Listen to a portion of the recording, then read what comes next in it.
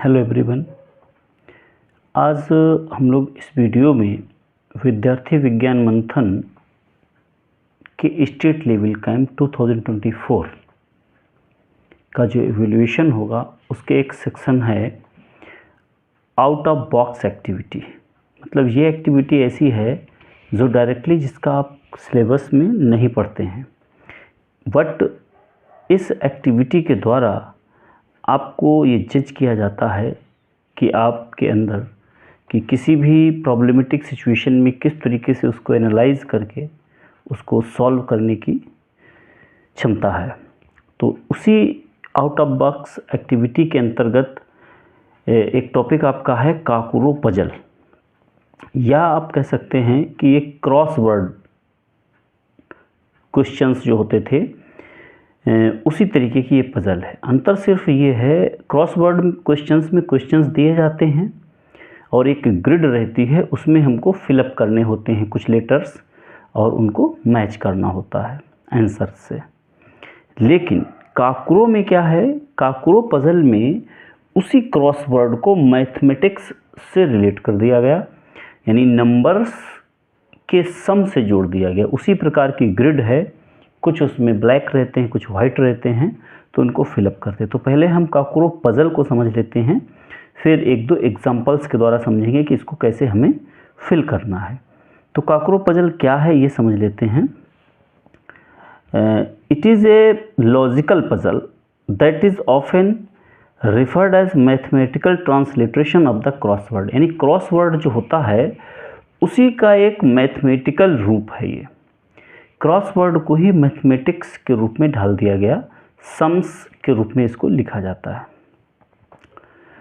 Logical puzzle है। Next है, इसका नाम कहाँ से आया काकुरो, इसके बारे में थोड़ा बात करते हैं कि in 1966 the Canadian Jacob E Funk of Dell magazine ये थे, इन्होंने इसको एक नाम दिया क्रॉस सम और क्रॉस एडिशन नाम दिया, लेकिन ये ज़्यादातर एक्सेप्ट नहीं हुआ, बहुत पॉपुलर। लेकिन जो जापानीज़ वर्ड था काकुरो, काकुरो शब्द जो है एक जापानीज़ वर्ड है, और ये कहाँ से लिया गया है काकुरो, ये एब्रिविएशन है जापानीज़ कसान और कुरोसु। कसान और कुरोसु ये दोनों जापानीज़ वर्ड हैं, यहाँ से ये दोनों, तो यहाँ से के ए और यहाँ से कुरो, तो आप देख सकते हैं का कुरो यहीं से मिलकर के आया। इनका मतलब क्या है, कसान का मतलब होता है एडिशन और कुरोसु का मतलब होता है क्रॉस। तो यहाँ पे आपको एडिशन करना है, यानी कि वर्टिकल और हॉरिजॉन्टल, और जो क्लूज दिए जाते हैं उनसे उनको मैच करना है, जिस तरीके से क्रॉस वर्ड में हम मैच करते हैं कि मतलब एक तरफ से आंसर लिख के लाए हैं, दूसरी तरफ भी वो आंसर मैच होना चाहिए, नहीं तो वो आंसर गलत हो जाता है। नेक्स्ट है कि Kakuro puzzle is played in a grid. जिस तरीके से क्रॉसवर्ड ग्रिड में होती है उसी तरीके से ये भी ग्रिड में ही रहता है। Of field and empty cells black and white respectively. मतलब एक ग्रिड होती है जिसमें कुछ बॉक्सेस फील्ड रहते हैं, कुछ एम्प्टी रहते हैं, यानी कि जो फील्ड हैं वो ब्लैक रहते हैं और जिनमें हमको भरना है वो एम्प्टी यानी वाइट रहते हैं।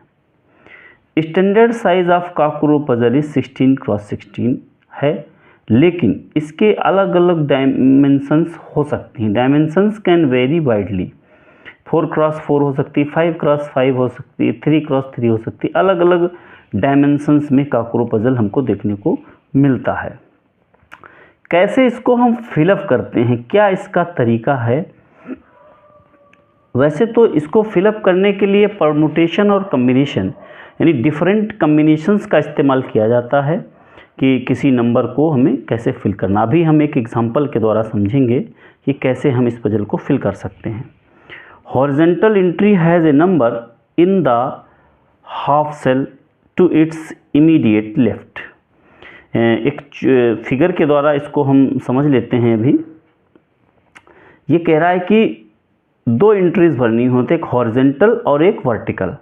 तो जो हॉरिजॉन्टल एंट्री है उसके लेफ्ट साइड में एक नंबर रहता है और जो वर्टिकल एंट्री है उसके एबव एक नंबर रहता है, उसी नंबर को मैच करते हुए हमें नंबर्स लिखने होते हैं जिनका सम उसके इक्वल हो।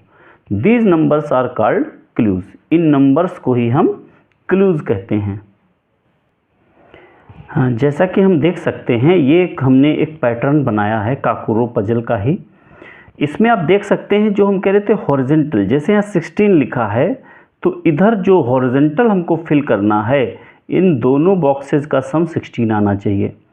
और वर्टिकल, जैसे इसके सबसे लेफ्ट में एक नंबर लिखा है 16, और इसमें जैसे हम वर्टिकल बात करें तो यहाँ 23 ऊपर लिखा है, तो जो 23 लिखा है इन तीनों स्क्वायर्स का सम 23 आना चाहिए।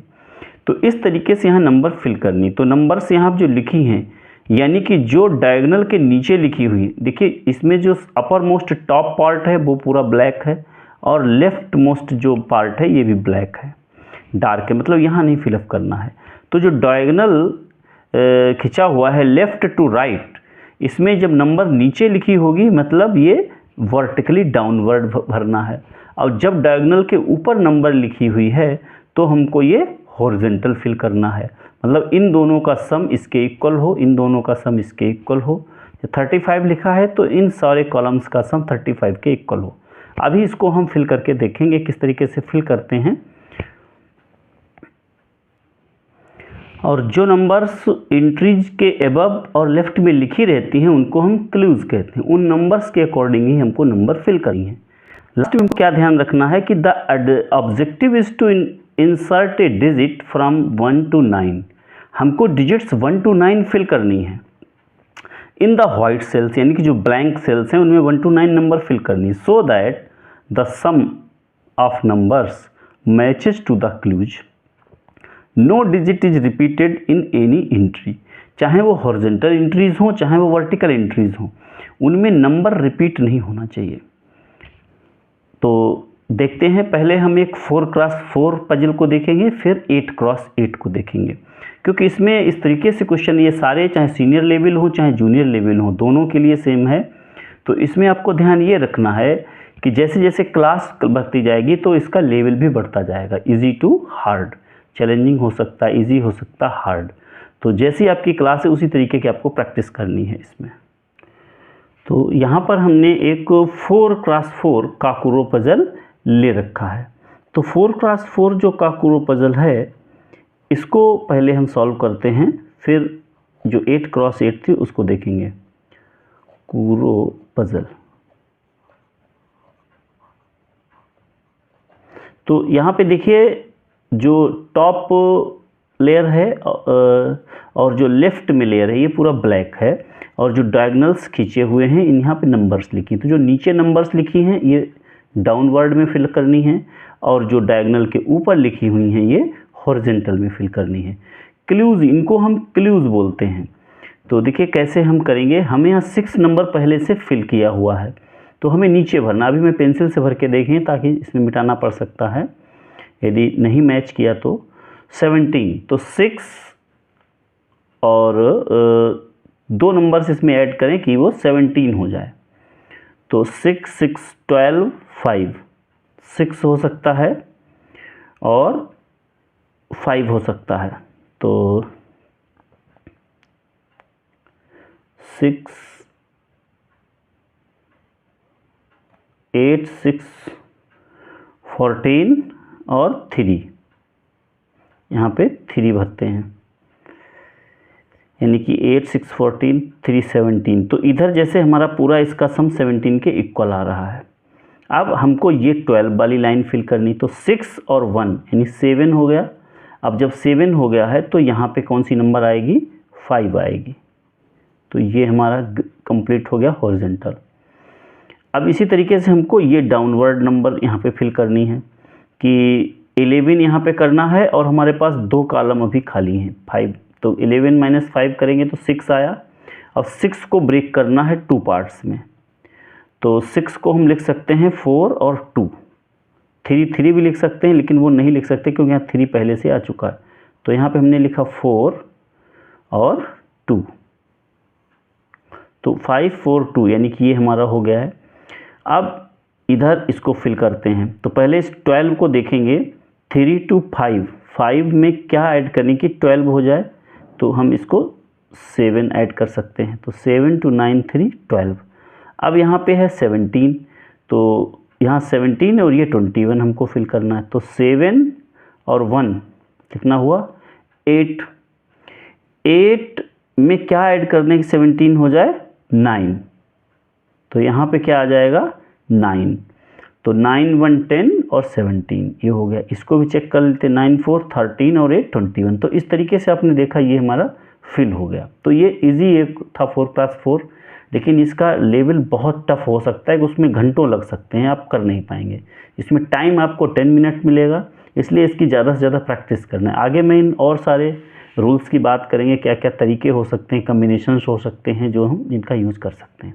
तो चलिए अब 8x8 को भी देख लेते हैं। तो यहाँ पे जो हमारी पज़ल है इसमें देख सकते हैं 8x8 है, 1 2 3 4 5 6 7 8, 8 इधर है और 8 इधर है, 2 3 4 5 6 7 8। तो यहाँ पे जो हमारी पज़ल है वो कैसी है, 8x8 का पूरा पज़ल है। तो इसमें भी नंबर्स लिखे हुए हैं, हॉरिजॉन्टल और वर्टिकल हमको फिल करने।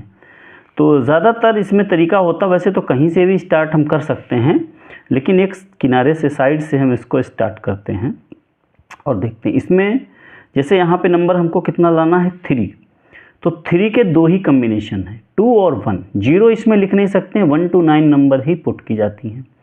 तो 1 हो सकता है या 1 और 2 हो सकता है। तो मान लीजिए हमने 2 और यहाँ पे 1 पुट कर दिया, तो 2 1 3 हो गया। अब यहाँ 5 है, तो 5 कम्बिनेशंस 2-3 हो सकते हैं, तो 3 और 2 हो सकता है, 4 और 1 हो सकता है। अब 2 यहाँ पे पहले हम लिख चुके हैं, तो 2 और 3 नहीं करेंगे।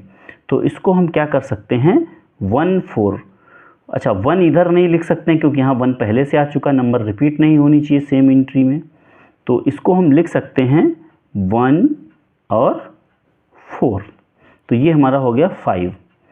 अब 7 हमको लाना है, तो 4 और 1 कितना हो गया 5। अब 5 में क्या ऐड करेंगे कि 7 आ जाए, तो 5 में हम 2 ऐड करेंगे तो 7 आ जाएगा। तो हमारा ये देखो वर्टिकल एंट्री कंप्लीट हो गया, ये 2 हॉरिजॉन्टल एंट्रीज कंप्लीट हो गई। अब यहाँ हमको क्या है नंबर और देखनी है कि यहाँ पे 8 है, तो 8 में क्या पॉसिबिलिटीज़ हैं कि 2 और 4, 2 नीचे आ चुका है इसलिए नहीं आएगा, और इसमें 2 और 6 हो सकता है, तो इसमें 2 इधर लिख सकते हैं हम, इसमें 2 लिख सकते हैं, 2 और 6 लिख दिया, तो 2 6 8 हमारा ये कंप्लीट हो गया।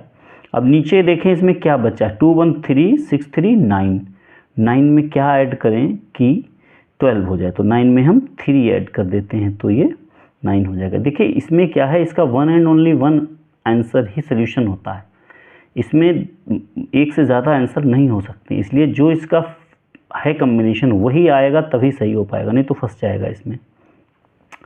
तो आगे हम इसको देखते हैं, यहाँ पे 7 है हमारा, तो 7 को हम कैसे लिख सकते हैं डाउनवर्ड में,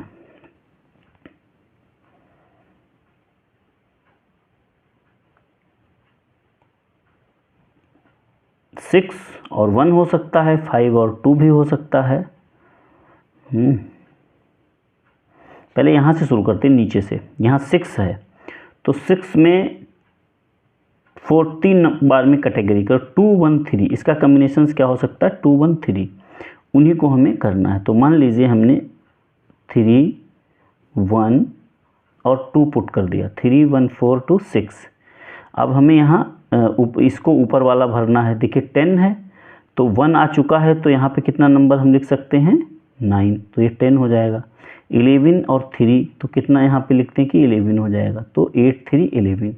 अब इधर की हम चेक, ये कंप्लीट हो गई, ये कंप्लीट हो गई वर्टिकल। अब 21 को देख लेते हैं, 8 9 कितना हो गया 17, और 17 तो कितना बचा है 3 में 4, तो 4 को लिख सकते हैं 1 3 या 3 1, तो हमारा ये 3 1 4 8 4 4 8 4 12 9 21 ये कंप्लीट हो गया। अब इसको 7 को यहाँ पे फिल करना, 1 आ चुका है नीचे, तो ऊपर कितना आना चाहिए, 6 आना चाहिए। 6 और 1 7, इनको हम कंप्लीट कर लेते हैं। 6 3 9 2 11, 11 हो चुका है। तो अब कितना बचा है कि ये 16 लाना है, यानी कि अब हमारे पास नंबर कितना बचा है,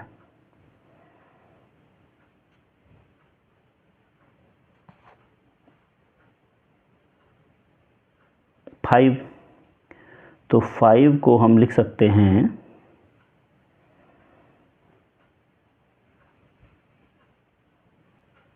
तो यहाँ पे 5 बचा है, तो इसको हम लिख सकते हैं 4 और 1 पुट कर देते हैं। तो 4 6 10 1 11 3 14 2 16 हमारा हो गया। अब नंबर्स इनको देख लेते हैं। ऊपर नीचे पूरा फिल हो चुका है। ऊपर यहाँ 7 है, तो 7 में इधर हमको मैच करना है। तो 7 को हम लिख सकते हैं 6 और 1, 6 और 1, तो ये हमारा 7 हो गया। नेक्स्ट यहाँ पे आ जाते हैं हॉरिजॉन्टल में। 16 है, 16 के कम्बिनेशंस हो सकते हैं, जैसे 9 और 7 16, ऐसे 17 8 और 9 फिल कर सकते हैं। अब नीचे का जो नंबर बचा है वो आ जाएगा यहाँ पे 9 और 8 17 17 और 6 23, ऐसे 9 और 7 16, 9 7 16 16 और 6 22 22 और 8 30। तो ये पूरा कंप्लीट हो गया है। यहाँ पे आप देख सकते हैं 15 में एक ही कॉलम बचा है, तो 3 2 5 4 9 1 10, 10 के बाद यहाँ कितना आ जाएगा 5, तो ये हमारा 15 भी कंप्लीट हो गया है। अब आगे यहाँ 17 है, तो 17 को हम लिख सकते हैं 8 और 9, क्योंकि यहाँ 8 नहीं आ सकता नीचे, तो 9 यहाँ आ जाएगा। 8 9 17, अब ये भी हमारा कंप्लीट हो गया है। 6 5 11 11 और 9 20 28 28 28, तो यहाँ पे आ जाएगा 7, ये 35 भी कंप्लीट हो गया है। तो अब हमारा इधर ये बचा है, इसको कर लेते हैं 16, 16 हो जाएगा 9 7 और ये है 12, 12 को लिख सकते हैं 7 5, अब ये है 27, तो 27 में 3 2 1 3 7 3 10 10, यानी 17 बचा है। तो 17 को हम लिख सकते हैं 8 और 9। तो आप देख सकते हैं इस तरीके से ये पज़ल हमारी कंप्लीट हुई। तो इसको काफ़ी मैंने अभ्यास करके पहले से किया था, तब ये इतनी आसानी से हो पाई। इतना आसान नहीं है इसको फिल करना, इसकी बहुत प्रैक्टिस इसमें लगेगी, बहुत सारे कम्बिनेशंस पे काम करना होगा, तब इसको जा कर के आप सॉल्व कर पाएंगे। Thank you. यदि आप फर्स्ट टाइम चैनल देख रहे हैं तो चैनल को सब्सक्राइब और लाइक करें, और हमारे चैनल को सपोर्ट करें। और ज़्यादा आप हमसे जुड़ना चाहते हैं तो हमारे मेंबरशिप ले सकते हैं, ज्वाइन कर सकते हैं चैनल को। Thank you.